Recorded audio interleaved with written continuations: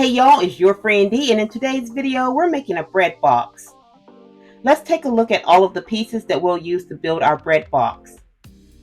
I did have to make some adjustments to my measurements, so ignore what I've written on each piece. The real measurements will be on the screen. These pieces are made from paperboard from a leftover cereal box.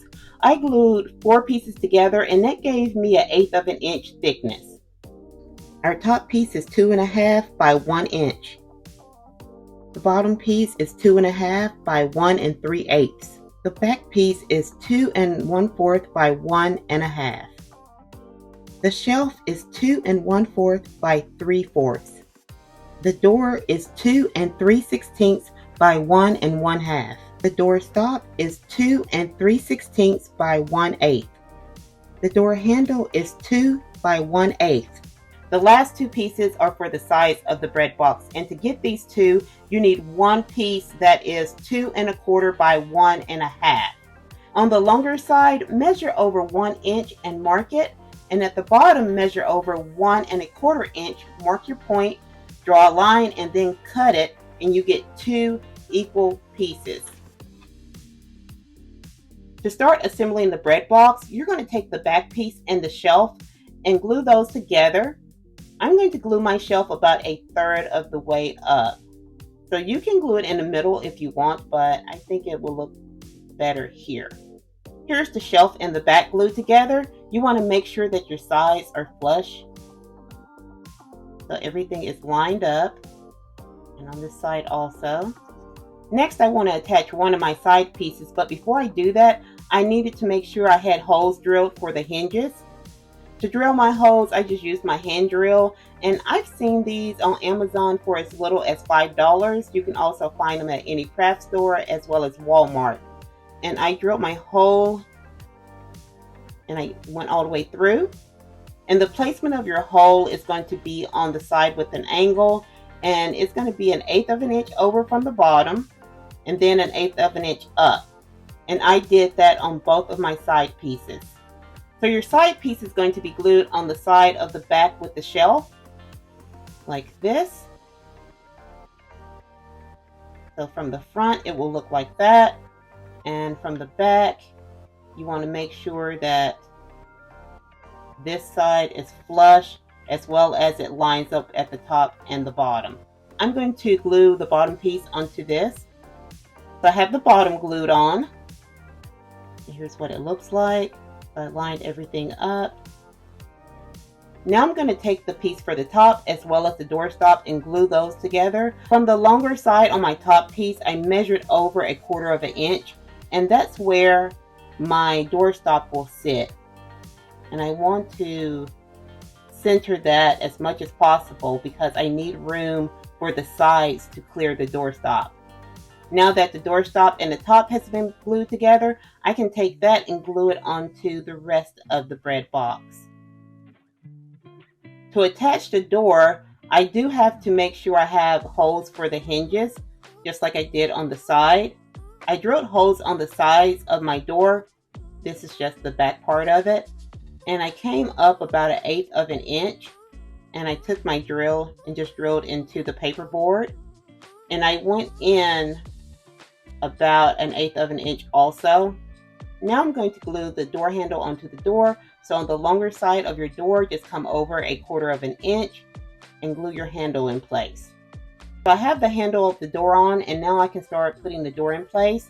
I'm going to use a paper clip as my hinge, so I'm going to figure out how much I need to clip off. I'm going to find that hole on the side and put that through. Now I can take my door and line up the hole.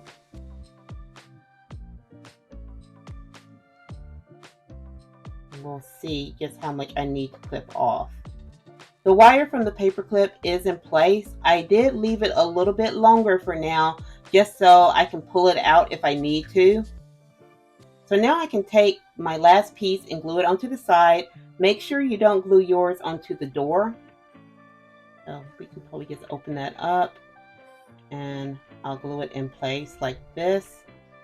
So I have this side glued in place, and now I'm going to put my wire in, and hopefully I can find that hole. If my measurements were right on this, there it goes. So I can clip this off now. Let's make sure everything opens.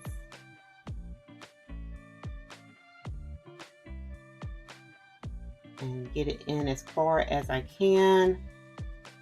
I think that's it. I have the wire in on this side, and my door is a pretty snug fit, and I think I'm going to leave it like that. Hopefully it'll loosen up over time and be a little bit easier. I'd rather it be snug than loose. And I can always sand.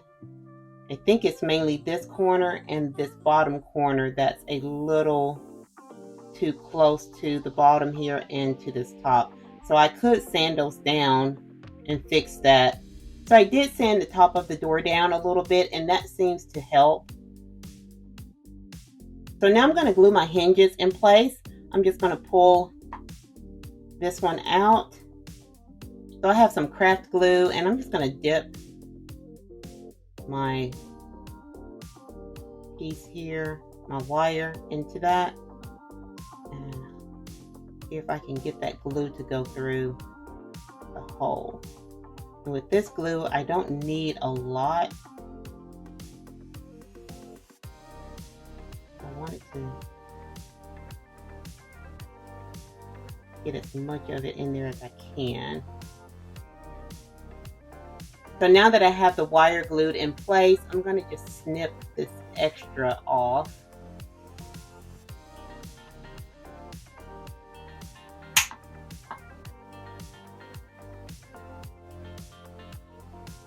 I'm trying to push that in just a little bit more. So now I don't have that rough edge there. And I'll do the same thing to this side. My next step is to cover my bread box with gesso. You can use Mod Podge if you like. After my gesso dries, I will paint it. And make sure when you're doing this step as well as the painting step that you don't glue your door shut or open. So I'm going to do the inside of mine, let a layer dry, make sure my door is still able to open and close, and then I'll do the outside.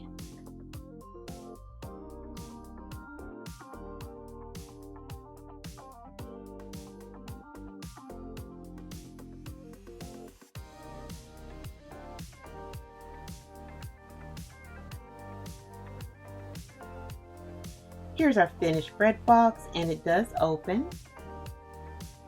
So the dolls can store their different baked goods inside of it. I do plan on making this project over because there are a few areas I want to improve on. I think on the next one I will go ahead and trim the door down just a little bit to give me a little more clearance at the bottom as well as at the top. This is a snug fit, and that's fine, but I feel like it would be better if I just trim it just a little bit. With this being my first attempt at this project, overall I think it came out pretty good, so I'm happy with it. And I'll leave this one in the kitchen for now until I make a better one. So my friends, let me know what you think about the bread box, and if you have any questions about anything in this video, please leave it in the comments below. I will try my best to answer your questions. And if you like this video, please give it a thumbs up, subscribe, and turn on your notifications. I'll see you next time, my friends. Bye-bye.